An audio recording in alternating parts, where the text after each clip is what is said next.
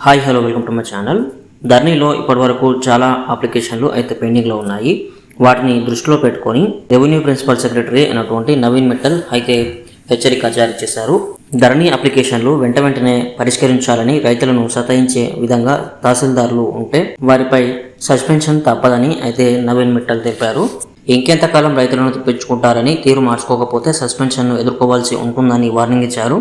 నెలల తరబడి ధరణి అప్లికేషన్లను పరిష్కరించాలని నిత్యం రివ్యూలు చేస్తూ ఆదేశాలు ఇస్తున్నా కొందరు తహసీల్దార్లు అసలు పట్టించుకోలేదని ప్రభుత్వం దృష్టికి వచ్చినట్టు చెప్పారు. శనివారం సెక్రటరియేట్ నుంచి ధరణిపై జిల్లా కలెక్టర్లతో నవీన్ మిట్టల్ రివ్యూ చేశారు.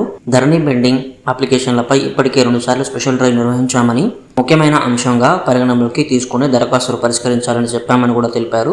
అయినా కొన్ని జిల్లాల్లో అసలు ఫైల్స్ ముందుకు కదలడం లేదని సీరియస్ అయ్యారు. పనిచేయని వారిని పక్కకు పెట్టాలని, నిర్లక్ష్యంగా ఉండేవారిని సస్పెండ్ చేయాలని సీఎం రేవంత్ రెడ్డి నుంచి స్పష్టమైన ఆదేశాలు ఉన్నాయని కూడా తెలిపారు.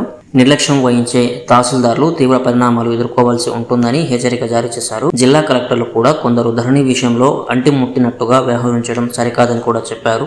తహసీల్దార్లు, ఆర్డీఓలు, అడిషనల్ కలెక్టర్లు ఎవరికి వాళ్లకు అక్కడికక్కడ లాగిన్లు క్రియేట్ చేసినందుకు సమస్యలు కూడా అదే స్థాయిలో పరిష్కరించాలని ఆదేశించారు.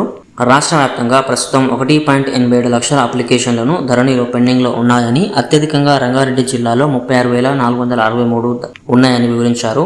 ఇక సీఎం ప్రజావాణిలో 13,513 అప్లికేషన్లు వచ్చాయని, వాటిని కూడా త్వరగా పరిష్కరించాలని కూడా ఆదేశించారు. ఈ నెల 14న CCLA నవీన్ మిట్టల్ అన్ని జిల్లాల కలెక్టర్లతో ఉదయం నుంచి సాయంత్రం వరకు వీడియో కాన్ఫరెన్స్ అయితే నిర్వహించడం జరిగింది. అప్పుడే దరఖాస్తుల పరిష్కారంపై జిల్లా కలెక్టర్లకు, ఆర్డీఓలు, తహసీల్దార్లకు స్పష్టమైన ఆదేశాలు ఇచ్చారు. అయితే 2 వారాల టైంలో కేవలం 24,778 అప్లికేషన్లు మాత్రమే క్లియర్ చేయడంపై నవీన్ మిట్టల్ తీవ్ర అసంతృప్తి వ్యక్తం చేసినట్టు తెలిసింది. ధరణి పోర్టల్లో ప్రాబ్లం ఉందంటే అన్నింటినీ సరిచేసుకుంటూ వచ్చామని, ఇప్పుడు ఏ సమస్య లేకున్నా కూడా తహసీల్దార్లు పనిచేయకపోవడమేంటని ప్రశ్నించారు. ప్రధానంగా 10,000 పైన అప్లికేషన్ పెండింగ్ లో ఉన్న వాటిని యాదాద్రి, భువనగిరి, మేడ్చల్, మల్కాజిగిరి, రంగారెడ్డి, సిద్దిపేట, సంగారెడ్డి, వికారాబాద్, నల్గొండ, కరీంనగర్ జిల్లాలు ఉన్నాయని, ఆయా జిల్లాల్లో కోర్టు కేసులు, సమస్యలు ఉన్నవి తప్ప మిగతావన్నీ వేగంగా పరిష్కరించాలని సూచించారు. అప్లికేషన్ స్టేటస్ కు సంబంధించి జిల్లా, రాష్ట్ర స్థాయిలో డాష్ బోర్డు ఏర్పాటు చేస్తున్నామని, ఎక్కడా స్లో ఉన్నా కూడా అక్కడ చర్యలు తప్పవని హెచ్చరిక జారీ చేశారు. రాష్ట్రంలో కొందరు తహసీల్దార్లపై వివిధ స్థాయిలో కంప్లైంట్స్ వచ్చినట్టు తెలిసింది. వీటిపై కూడా CCLA నవీన్ మిట్టల్ సీరియస్ అయ్యారు.